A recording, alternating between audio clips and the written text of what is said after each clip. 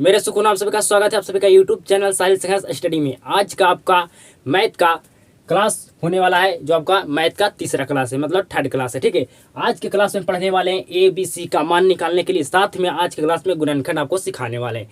आपको गुणनखंड सीखने के लिए क्या आपको जरूरत पड़ेगा, वे पहले मैं पिछले क्लास में आपको बता दिया हूँ कि आपको कॉमन लेना आना चाहिए। कॉमन अगर लेना आपको आता है तो आप गुणनखंड को बिल्कुल अच्छे तरीक़ा से आप हल कर सकते हैं। आपको बिल्कुल अच्छे तरीक़ा से आपको गुणनखंड में कोई भी दिक्कत होने वाला नहीं है। बिल्कुल अच्छे तरीक़ा से आप गुणनखंड को सीख जाइएगा। ठीक है, तो आज क्लास को क्या कीजिएगा, एकदम शुरू से अंत तक देखिएगा। अगर आपको गुणनखंड सीखना है तब ए बी का मान निकालना है, ठीक है, तब मैं आपको बेसिक क्लास दे रहा हूँ कि आपका जो एक्सरसाइज है, आपका एक्सरसाइज बनाने में आपको एक भी आपका कोई भी दिक्कत, कोई भी समस्या आपको ना हो, आपका एक्सरसाइज बिल्कुल अच्छे तरीक़ा से बन पाए। मैं आप सभी को एक्सरसाइज पर डायरेक्ट हम आप सभी को क्वेश्चन सोल्यूशन करता, आपको चैप्टर में समाप्त कर देता। लेकिन मैं ऐसा नहीं करूँगा। मैं क्या करता हूँ, मैं मैथ को आपको समझाने का 100% कोशिश करता हूँ। ठीक है, इसलिए मैं बेसिक से लेकर चल रहा हूँ कि बेसिक आपको अगर मजबूत रहेगा तब मैथ तो आपका सबसे बेहतरीन सब्जेक्ट बनाइएगा, आप सबसे बेहतर आपका मैथ होगा। ठीक है, तो बेसिक क्लास को आप जरूर देखिएगा शुरू से अंत तक। भी मुझे रिक्वेस्ट है कि आप क्लास को नहीं देखते हैं तो क्लास को आप जरूर देखिएगा, मुझे आप सभी से उम्मीद और विश्वास है। ठीक है, तो आज क्लास को शुरू करते हैं। ए बी का मान किस तरह से निकालना जाता है आज की क्लास में सीखने वाले हैं। ठीक है, तो ए बी सी का मान निकालने के लिए किस तरह से निकालना, आपको मैं एक क्वेश्चन देता हूँ, उसमें आपको बताना है ए और बी और सी का मान क्या है। तो मैं आपको एक क्वेश्चन देता हूँ, x square plus 12x plus 15 ठीक है, ये एक क्या है, एक क्वेश्चन दिया हुआ है। इसमें आपको बताना है ए का मान, बी का मान और सी का मान। ए बी सी का मान निकालना है, आपको बताना है। ठीक है, इसी और क्लास में सीखने वाले ए बी का मान निकालने के लिए सीखेंगे और गुणनखंड सीखेंगे। ये आपका बेसिक क्लास है, तभी आपको एक्सरसाइज बिल्कुल अच्छा तरीका से आपका बहुपद चैप्टर आपसे बन पाएगा। ठीक है, तो बताइए यहाँ पर कि ए का मान क्या होगा, बी का मान क्या होगा, सी का मान क्या होगा। आपको बिल्कुल हम समझ में आएगा 100%। ठीक है, तो आपको मैं निकालने के लिए बता रहा हूँ कैसे आपको ए का मान पता करना है, कैसे बी का आपको मान पता करना है, कैसे आपको सी का मान पता करना है। तो ए का मान आपको कौन होगा, जो एक्स स्क्वायर के गुणांक में होगा। एक्स स्क्वायर का गुणांक जो होगा वही क्या होगा, हमारा ए का मान होगा। यहाँ पर एक्स स्क्वायर, यहाँ पर वाई स्क्वायर भी रह सकता है, मतलब जो आपका चार मान होता है। चार मान कौन होता है, जो ABCD का आपका अक्षर होता है, ए से लेकर आपका जेड तक। तो यहाँ पर चार मान में आपका एक से यहाँ पर एक्स स्क्वायर है, यहाँ पर वाई स्क्वायर भी रह सकता है, यहाँ पर पी स्क्वायर भी रह सकता है, यहाँ पर सी स्क्वायर भी रह सकता है। मतलब चार मान में आपका कोई भी रह सकता है। ठीक है, तो एक्स स्क्वायर का आपका मान कौन होगा, सॉरी एक्स स्क्वायर जो आपका है जिसका गुणांक होगा वही आपका क्या होगा, ए का मान होगा। तो एक्स स्क्वायर का गुणांक क्या है, यहाँ पर कुछ नहीं है, तो एक्स स्क्वायर का गुणांक कुछ भी नहीं है, तो एक जरूर रहता है। यहाँ पर एक है, ठीक है, एक से गुना करेंगे एक्स स्क्वायर में तो कोई फर्क पड़ने वाला नहीं पड़ने वाला। ठीक है, तो जहाँ पर आपका कुछ भी ना रहे तो एक से गुना रहता है। अगर आपका भागा, अगर आपको लिखा है 3 तो अगर नीचे हम 1 लिख सकते हैं, क्योंकि 3 में 1 से भाग देंगे तो हमें कोई भी फर्क पड़ने वाला नहीं है। लगा जहाँ कुछ भी नहीं रहता वहाँ एक रहता ही, आप बात को समझिएगा। ठीक है, तो यहाँ पर एक्स स्क्वायर है। ठीक है, एक्स स्क्वायर का गुणांक कुछ भी नहीं तो एक है, तो ए का मान क्या हो गया जी, एक हो गया एक। अब बी का मान आपका हो गया जो एक्स का गुणांक होगा, क्या होगा, एक्स का गुणांक होगा, जो क्या होगा आपका बी का मान होगा। तो बी का मान कितना होगा जी, 12। आपका सी का मान कौन होगा, जो आपका अचर मान होगा। क्या होगा आपका अचर मान होगा, जो आपका क्या होगा, सी का मान होगा। तो आपका सी का मान कितना होगा, 15 हो गया। ठीक है, आपको मैं जो भी मैं आपको टॉपिक समझाता हूँ समझिए, आपको बिल्कुल ये चैप्टर में आपको यूज होने वाला है, आपको बिल्कुल अच्छा तरीके से समझ में आएगा। बिल्कुल रिवीजन आप कीजिएगा, तब आपको जो भी मैं टॉपिक बता रहा हूँ उसको रिवीजन करके आइए क्लास में, आपको बिल्कुल हम 100% समझाने का कोशिश करूँगा। ठीक है, तो आपको ए और बी और सी का आप मान निकाल सकते हैं। अगला क्वेश्चन दे सकते हैं हम, अगला क्वेश्चन में आप बता सकते हैं कि ए का मान कौन होगा, बी का मान क्या होगा, तो देते हैं। ठीक है, 2p square plus 5p plus 18, ये आपको क्वेश्चन दिया गया। इसमें आपको ए का मान बताना है, बी का मान बताना है, इसमें आपको सी का मान बताना है। बिल्कुल हम शांति तरीका से समझिए, आपको कोई हम आपके पास बहुत टाइम है, ये नहीं कि हम बढ़ा के आपको पढ़ा रहे हैं। बिल्कुल हम आपको शांति, बिल्कुल हम आपको क्या कर रहे हैं, बिल्कुल हम एकदम जीरो लेवल से पढ़ा रहा हूँ, बिल्कुल जीरो लेवल, बिल्कुल हम स्लो आपको चल रहा हूँ, आपको स्पीड नहीं कर रहा हूँ। मैं एक क्लास में 2 से 3 टॉपिक खींचता हूँ, मैं एक क्लास में आपका क्या करता हूँ 10-15 टॉपिक खींचता, लेकिन आपको समझ में नहीं आता। लेकिन इसलिए मैं आपको 1 या 2 टॉपिक मैं खींचता हूँ कि आपको समझ में आए। ठीक है, तो बताइए यहाँ पर ए का मान क्या होगा, बी का मान क्या होगा, सी का मान क्या होगा। तो आप लोग कहिएगा कि अभी तो आपने बताया है कि सर कि जो एक्स स्क्वायर का गुणांक होता है वही हमारा क्या होता है, ए का मान होता है। यहाँ पर क्या पी स्क्वायर है, तो पी स्क्वायर का गुणांक क्या है, तो पी स्क्वायर का गुणांक यहाँ पर 2 है। क्या है, 2 है, तो ए का मान क्या हो गया, 2 हो गया। आपको फिर बताए थे पी का जो आपका गुणांक है वही होगा आपका बी का मान। जहाँ यहाँ पर बताए थे एक्स का जो गुणांक है जो होगा आपका बी का मान। मतलब यहाँ पर जो चर संख्या यहाँ पर एक्स भी रख सकता है, पी भी रख सकता है, आर भी रख सकता है, मतलब कुछ भी रह सकता है जो आपका अचर संख्या होता है वह कोई भी यहाँ पर रह सकता है अचर मान। ठीक है, तो यहाँ पर बताइए बी का मान कौन होगा, तो जो पी का गुणांक हो होगा आपका बी का मान। और जो अचर संख्या है, अचर मान है, अचर मान जो आपका क्या किसका मान होगा, आपका सी का मान होगा। ठीक है, तो आप लोग कहिएगा तो मैं तो सीख गया कि जो पी स्क्वायर के गुणांक होता हुए या एक्स स्क्वायर का गुणांक रहे, चाहे वाई स्क्वायर रहे, कुछ भी रहे, जो उसका गुणांक होता है वो हमारा ए का मान होता है। और जहाँ पर पी होता है या एक्स हो उसका गुणांक क्या होता है, हमारा 5, वहाँ पर गुणांक रहता है तो किसका मान होता है, वो बी का मान होता है। और जो हमारा अचर संख्या होता है वो हमारा क्या होता है, सी का मान होता है। कहते हैं लोग होंगे आप लोग कि मैं तो सीख चुका हूँ कि ए और बी का सी का मान मैं फाइंड कर लूँगा बिल्कुल अच्छे तरीके से, लेकिन मैं आपको अगला क्वेश्चन में फंसा सकता हूँ। समझिए, अगला क्वेश्चन देने वाला हूँ। अगला क्वेश्चन दिया हुआ है 5x² माइनस 2x। अब बताइए यहाँ पर कि ए का मान क्या होगा, बी का मान क्या होगा, सी का मान क्या होगा। ए का मान बताना है, बी का मान बताना है, सी का मान बताना है। क्या क्या होगा इसका मान, ए का मान क्या होगा, बी का मान क्या होगा, सी का मान क्या होगा। तो यहाँ पर आपका एक्स स्क्वायर का गुणांक क्या है जी, तो एक्स स्क्वायर का गुणांक हमारा 5 है। तो हमारा ए का तो मान बिल्कुल हम आसानी से निकाल लें कि 5 हमारा ए का मान होगा। बी का मान क्या होगा, तो जो एक्स का गुणांक है वो हमारा बी का गुणांक होगा, बी का मान होगा, सॉरी बी का मान होगा। तो क्या माइनस लेंगे, तो बिल्कुल माइनस लेना पड़ेगा आपको। यहाँ पर सिर्फ 2 नहीं ले सकते, माइनस भी लेना होगा। तो -2 हो गया। लेकिन यहाँ पर सी का मान हमको दिया गया नहीं है, प्लस में कुछ लिखा नहीं गया। तो अगर आपको इस तरह से क्वेश्चन दिया जाए, आपको सी का मान पता नहीं है, तो वहाँ पर सी का मान आपका क्या होगा, आपका 0 होगा। क्या होगा, सी का मान आपका 0 होगा। ठीक है, अगला क्वेश्चन आपको देते हैं। अगला क्वेश्चन में आपको फंसा सकते हैं। ठीक है, अगला क्वेश्चन ध्यान से समझिएगा। 3x² प्लस 3x² प्लस आपको 8 दिए। यहाँ पर बताइए ए का मान, बी का मान और सी का मान बताइए क्या होगा, ए और बी का मान क्या होगा, ए बी सी का मान क्या होगा। तो जो आपका एक्स स्क्वायर का गुणांक होता है वो क्या होता है, आपका ए का मान होता है। तो ए का मान यहाँ पर क्या होगा, 3 होगा।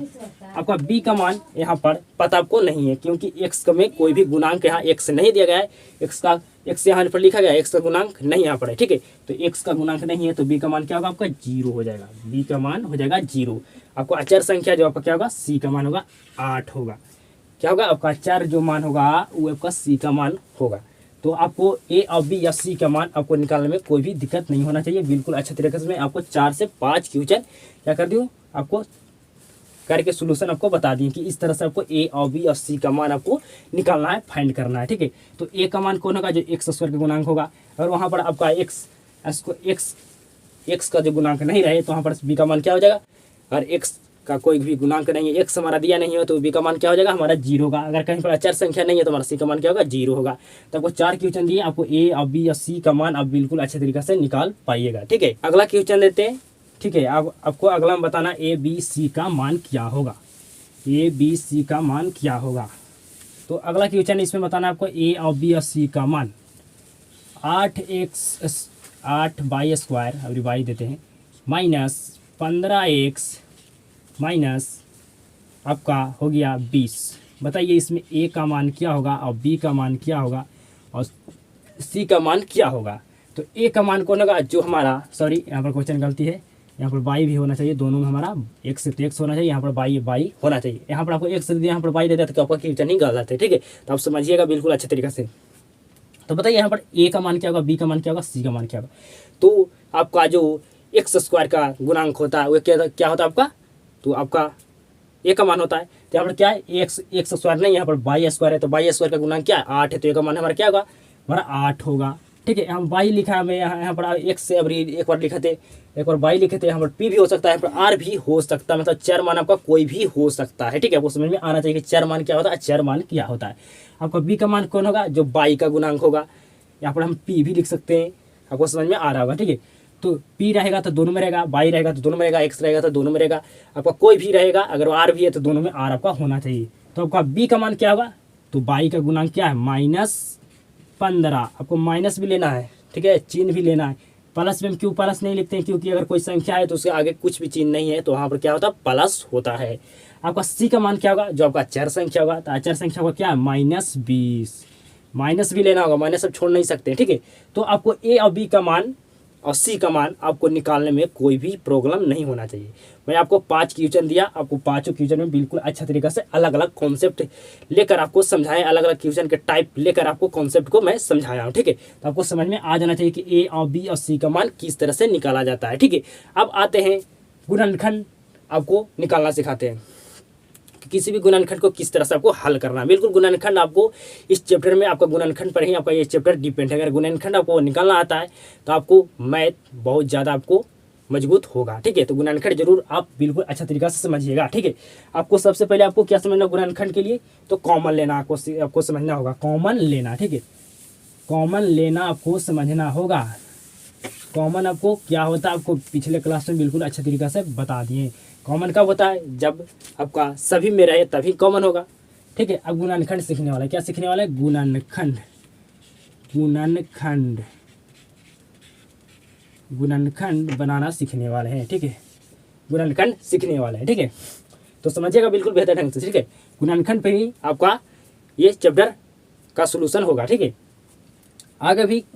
आगे जो अभी मैथ का आपके आगे चैप्टर आने वाला है, जो गुणनखंड का आपका यूज वहाँ पर पड़ेगा, आपको यूज होगा गुणनखंड, ठीक है। तो आप गुणनखंड को बिल्कुल अच्छे तरीके से समझिएगा, ठीक है। यहाँ पर एक्स स्क्वायर क्वेश्चन दिया गया है, एक्स स्क्वायर 5x आपका 6 है, क्या है, 6 है, ठीक है। इसको आपको गुणनखंड निकालना है, क्या करना है, वो गुणनखंड फाइंड करना है, ठीक है। तो गुणनखंड निकालने के लिए आप समझिएगा बिल्कुल अच्छे तरीके से, ठीक है। सबसे पहले क्या कीजिएगा, आपको कोई भी क्वेश्चन दिया जाए, आपको कहे कि गुणनखंड इसका निकालिए, गुणनखंड फाइंड कीजिए, तो सबसे पहले आपको क्या करना है ना, ए जो आपका ए एक्स स्क्वायर है, एक्स स्क्वायर का गुणांक रहेगा, उसको आपको क्या करना है, सी में गुना कर देना है। या आपका ए हो गया, या आपका बी हो गया, आपका सी हो गया। तो जब आपका एक्स स्क्वायर का कोई भी गुणांक रहेगा संख्या, उसको क्या करना है, सी में आपको गुना कर देना है, सी में गुना कर देना है। तो यहाँ पर कुछ नहीं, तो 1 है, तो 1 में 6 से गुना करेंगे तो कोई फर्क पड़ने वाला है नहीं, 6 से ही रह जाएगा, ठीक है। तो सबसे पहले आपको क्या करना है, आपको एक्स स्क्वायर का जो भी गुणांक रहेगा उसको क्या करना है, यहाँ पर सी के जो आपको मान निकालने थे, सी में आपको गुना कर देना है, ठीक है। एक्स स्क्वायर के जो एक्स स्क्वायर का जो गुणांक होगा उसको सी में आपको गुना करना है। जो अचार संख्या होता है आपका कौन सा मान होता है, किसका मान होता है, तो सी का। तो आपको एक्स स्क्वायर के गुणांक को सी में आपको गुना करना है, आपको समझ में आ गया होगा। तो गुना करेंगे, एक से तो 6 कम 6 होता है, ठीक है। अब क्या करना है, आपको कि इसको क्या करना है, तोड़ना है, गुणनखंड आपको निकालना है। तो गुणनखंड निकालने के जो आपका अचार मान होगा, इसको क्या करना है, तोड़ देना है, ठीक है, तोड़ देना है। इसका बनाने का 2 तरीका है, लेकिन पहला तरीका बता रहा हूँ जो इजी आपके लिए। तो तोड़िए, तो 2 तिया 6 3 एकम 3, कितना बार में तोड़ा, 2 और 3 में, और 2 और 3 जोड़ेंगे तो क्या हो जाएगा हमारा 5 हो जाएगा। और 2 तिया कितना होता है, 6 होता है, ठीक है।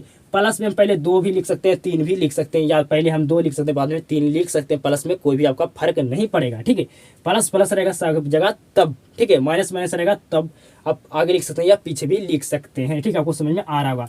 तो 2 और 3 में आपको तोड़ना है, ठीक है। आपको 5 को ऐसे संख्या में तोड़ना है कि आपको 2 ऐसी संख्या में 5 को तोड़ना है कि 2 संख्या को जोड़ने पर आपका क्या आ जाना चाहिए, 5 आना चाहिए। ये दोनों संख्या को गुना करने पर आपका क्या आ जाना चाहिए, 6 आ जाना चाहिए, ठीक है। तो मैं यहाँ पर ए भी मान लिया कोई संख्या कि उसको जोड़ने पर क्या आ रहा है, 5, और ए बी संख्या को दोनों को गुना करने पर क्या आ रहा है, हमारा 6 आ रहा है। तो इसी तरह से हम 2 और 3 जोड़ने पर क्या आ रहा है, 5 आ रहा है। तो 5 को ऐसी संख्या में तोड़ना है कि आपका जोड़ने पर 5 आए और गुना करने पर क्या आए, 6 आए। देख सकते हैं, आपको समझ में आना चाहिए, ठीक है। यहाँ पर मैं जिस तरह से आपको बताया उसी तरह से आपको समझना है। मतलब ये दोनों जो आपको बीच में जो संख्या होगा, इसको तोड़ने पर आपका, इसको तोड़िएगा तो जोड़ने पर 5 आना चाहिए, और जो संख्या से 5 को तोड़िएगा उस संख्या को गुना करने पर आपस में आपको अचार संख्या होगा, उसका मल्टीप्लाई करने पर आपको मल्टीप्लाई करने पर आपको आना चाहिए, ठीक है। तो कितना में टूटेगा, 2 और 3 में टूटेगा, ठीक है। आपको कॉमन लेना आना चाहिए, कॉमन बिना लिए आप नहीं गुणनखंड को सोल्यूशन कर सकते हैं, सोल्व कर सकते हैं। तो x square plus 2x plus 3x plus 6, मैं आपको क्या कहूँ कि यहाँ पर आप 3 भी लिख सकते हैं आगे, और आप 2 भी आगे लिख सकते हैं, मतलब प्लस में आपको कोई भी फर्क पड़ने वाला नहीं। अच्छा अब बताइए यहाँ में कॉमन क्या है, तो कॉमन क्या होता है, जो आपका दोनों में हो, दोनों में हो। यहाँ पर क्या x है, यहाँ पर भी x है, कॉमन है, बिल्कुल x है। यहाँ पर कोई अचर संख्या नहीं है, यहाँ पर कोई अचर संख्या, क्या अचर संख्या यहाँ पर है, तो बिल्कुल है, यहाँ पर अचर संख्या है, यहाँ पर अचर संख्या, यहाँ पर अचर संख्या नहीं है, यहाँ पर अचर संख्या है, यहाँ दो नहीं, यहाँ दो है, तो कॉमन होगा, नहीं होगा। यहाँ पर x है, यहाँ पर x है, तो क्या कॉमन होगा, आपका x कॉमन होगा, मतलब दोनों में होना चाहिए। अब यहाँ क्या बचा, x से x स्क्वायर में भाग देंगे तो क्या बचेगा, x बचेगा, प्लस यहाँ क्या बचेगा, यहाँ x कॉमन हो गया तो क्या बचा, 2 बचा, प्लस ये दोनों में क्या कॉमन होगा, ये दोनों में आपका क्या कॉमन होगा, यहाँ पर 3, यहाँ पर भी 3 है, बिल्कुल है, 3 दूनी 6, 3 से का 6 नहीं कटेगा, बिल्कुल कटेगा। तो यहाँ पर क्या कॉमन है, 3 कॉमन है, तो 3 यहाँ कॉमन करने जाते हैं, x बच गया, प्लस यहाँ 3 दूनी 3 का कई बार पढ़ेंगे कि 6 आएगा, तो 2 बार, तो 3 दूनी 6। यहाँ और यहाँ में दोनों में क्या कॉमन है, बताइए क्या कॉमन है, तो क्या कॉमन है, x + 2, और ये दोनों को x + 3, ये दोनों में कॉमन क्या था, x + 2, और ये दोनों को क्या करना, x + 3 को एक क्वेश्चन में लिख देना है, ठीक है। तो इस तरह से आपका गुणनखंड का सोल्यूशन होगा, ठीक है। आपको समझ में आ गया होगा गुणनखंड किस तरह से हमें किया जाता है, किस तरह गुणनखंड को हमें सोल्व किया जाता है। अगला क्वेश्चन लेते हैं, आपको ये इसको सोल्यूशन करना है, ठीक है, इसको सोल्यूशन आपको करना है, सोल्व करना है। तो x² माइनस 7x - 12 माइनस क्या हो गया आपका, माइनस क्या होगा जी, 12। इसको आप सोल्यूशन कीजिए, इसको गुणनखंड आपको तोड़ना है। तो बीच में आपका क्या संख्या है जी, 7 है, कितना, 7 -7 है, ठीक है, -7 है। तो -7 को ऐसी दो संख्या में तोड़िए कि जोड़ने पर -7 आ जाए और गुना करने पर माइनस क्या आ जाए, 12 आ जाए, क्या आ जाए, -12 आ जाए, सॉरी माइनस प्लस यहाँ होगा, क्वेश्चन गलती हो गया, यहाँ प्लस होना चाहिए, माइनस गुना करेंगे तो क्या होगा, प्लस होगा, ठीक है। तो क्वेश्चन भी आप ध्यान देकर जरा देखिएगा कि क्या क्वेश्चन में गलती है, क्या सही है, ठीक है। तो यहाँ पर इसको तोड़ना है, ठीक है। तो आपको दो ऐसी संख्या लेना है जिसको तोड़ेंगे तो उसको जोड़ने पर -7 होना चाहिए, और उसको क्या करना, उसको जोड़ने पर क्या होना चाहिए, 12 होना चाहिए, क्या होना चाहिए, उसको जोड़ने पर 12 होना चाहिए, उसको जोड़ने पर क्या होना चाहिए, +12 होना चाहिए। तो आप लीजिए दो संख्या, तो आपको क्या -3 और -4 लेंगे तो क्या हमारा -7 हो जाएगा, बिल्कुल हो जाएगा। तो ये दोनों संख्या का गुना करने पर -3 और -4 क्या हमारा 12 हो जाएगा, 4 × 12 माइनस क्या होगा, प्लस हो गया, मल्टीप्लाई में। आपको चीन का नियम पता आपको होना चाहिए, ठीक है। तो अगर आप इस तरह से सोल्यूशन नहीं आपको करने आता, नहीं समझ में आता, तो 12 को क्या कीजिए, तो 4 मान है जो उसको क्या कर दीजिए, तोड़ दीजिए, 3 से डायरेक्ट लगाना होगा, 3 × 12, 4 × 4, तो 3 और 4 में टूटा, ठीक है। बीच में आपका क्या होगा, माइनस होगा, क्या होगा, बीच में अगर आपको माइनस है तो ये दोनों में क्या लगाना होगा, आपका माइनस। अगर बीच में प्लस होगा तो बिल्कुल प्लस, तो आपका संख्या आपको तोड़ने पर आने वाला ही है। इस तरह से भी तोड़ के बना सकते हैं आप, या डायरेक्ट इसको 7 को संख्या को ऐसी दो संख्या में तोड़ने के बाद उसको जोड़ने पर आपका -7 आना चाहिए, उसको गुना करने पर माइनस क्या आना चाहिए, उसको जोड़ने पर उसको गुना करने पर +12 आना चाहिए, ठीक है। तो आपको समझ में आ रहा होगा गुणनखंड किस तरह से तोड़ा जाता है। तो कितना में टूटा है, -3 और -4 में। आप -3 आगे लिख सकते हैं या -4 आप आगे लिख सकते हैं, कोई भी फर्क पड़ने वाला नहीं है। x² का गुणांक यहाँ पर 1 है, 1 से गुना करेंगे 12 में, कोई भी फर्क आपको पड़ने वाला नहीं है। तो सबसे पहले आपको क्या करना है, x² का जो गुणांक होगा उसको क्या करना है, आपको c में गुना कर लेना है, ठीक है। यहाँ पर 2 रहा था, हम सबसे पहले इसको में गुना करते हैं, ठीक है, आपको समझ में आना चाहिए। तो x² - 3x - 4x + 12, इस दोनों में कॉमन क्या है जी, तो x यहाँ भी x यहाँ भी है, तो x कॉमन हो जाएगा। यहाँ पर 3 है, यहाँ पर 3 है, नहीं है तो नहीं कॉमन होगा, यहाँ x बच गया, यहाँ -3 बच गया। ये दोनों में कॉमन क्या है जी, तो यहाँ पर कॉमन क्या, -4 कॉमन है। क्यों 4 कॉमन है, क्योंकि 4 यहाँ पर भी 4 यहाँ पर, 4 क्या होता है 12, क्या 4 से 12 नहीं कटेगा, बिल्कुल कटेगा, ठीक है। जब हम माइनस कॉमन कर लिए तो इन्हें के जो आगे आने वाला संख्या है, जो इन्हें से आगे वाला आने वाला संख्या है, ये क्या हो जाएगा जी, आपका क्या होगा, चिन्ह बदल जाएगा, माइनस हो जाएगा। x यहाँ 4 कॉमन कर लिए तो यहाँ क्या बचा, x बचा, और ये जो इस संख्या प्लस था, जब हम माइनस कॉमन कर लिए तो इधर संख्या जो प्लस था, जो प्लस चिन्ह था, वो क्या हो जाएगा, माइनस आपको चिन्ह में परिवर्तन होगा। जहाँ माइनस कॉमन हुआ तो जो आगे वाला चिन्ह आने वाला है वो आपका क्या हो जाएगा, चिन्ह में परिवर्तन हो जाएगा। प्लस होगा तो माइनस होगा, माइनस होगा तो प्लस हो जाएगा। तो यहाँ पर क्या बचेगा, -3, ठीक है।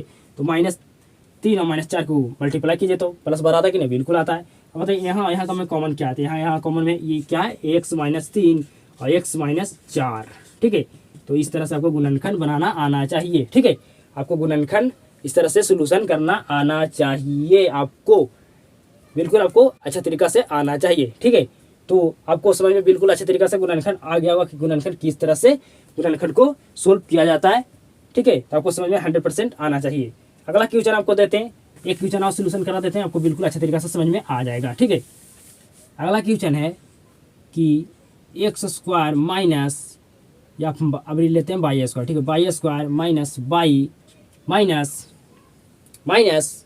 माइनस अब क्या लीजिए, 20 लीजिए, क्या लीजिए, -20 लीजिए। अब इसको तोड़ना है आपको, गुणनखंड तोड़िए, -20 को आपको तोड़ना है, ठीक है।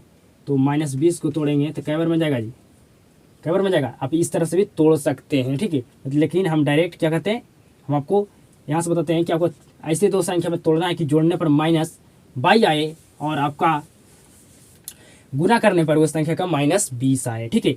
तो मैं एक संख्या लेता हूँ जिसको आपको गुना करने पर कितना आना चाहिए, हम एक संख्या लेता हूँ 4 + 4 -5 तो आपको क्या आ जाएगा, माइनस आपका 1 आ जाएगा।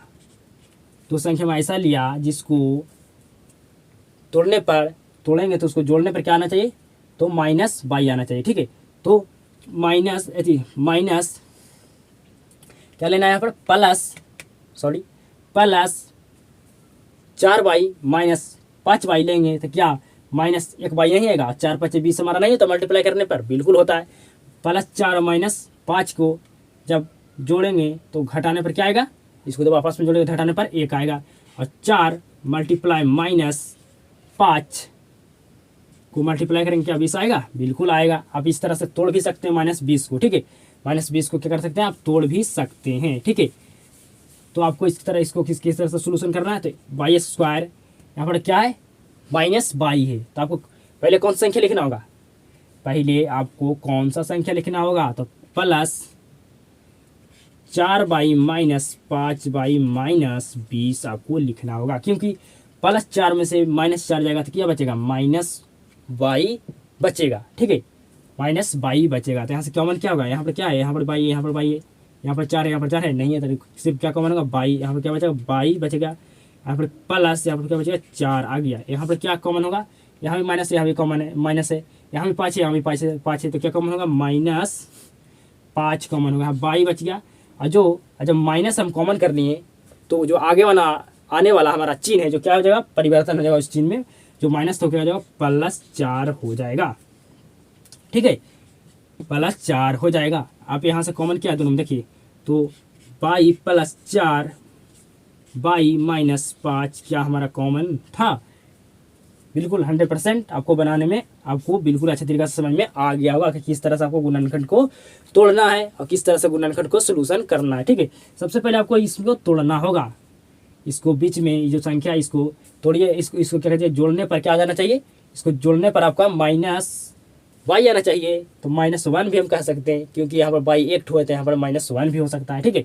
तो -1 आना चाहिए आपको तोड़ने पर, और उसी संख्या को गुना करने पर आपको -20 आना चाहिए। तो वो दो संख्या कौन है, तो +4 और -5 को अगर जोड़ते हैं तो -1 होता है। इसी तरह हमारा -22 हो गया, यहाँ पर दोनों में y रखेंगे तो घटाने पर क्या आएगा, -y आएगा, तो -y मिल गया। और +4 और -5 को मल्टीप्लाई करेंगे तो क्या मिल जाएगा, हमको -20 मिल जाएगा। तो आपको तोड़ना आना चाहिए, गुणनखंड आपको समझ में आ गया होगा। तो आज की क्लास को समाप्त करते हैं। आपको ABC का मान निकालने में कोई भी दिक्कत, कोई भी प्रॉब्लम आपको नहीं हुआ होगा, और आपको गुणनखंड भी आपको तोड़ने में, गुणनखंड को किस तरह से सोल्व किया जाता है आपको बिल्कुल अच्छे तरीके से समझ में आ गया होगा। ये उम्मीद है और विश्वास है। तो आप सभी को क्लास पसंद आता, क्लास को ज़्यादा लोगों तक शेयर कीजिएगा, ये हमें उम्मीद और विश्वास है। क्लास देखने के लिए धन्यवाद। आप सभी के साथ मुलाकात होता है नेक्स्ट क्लास में।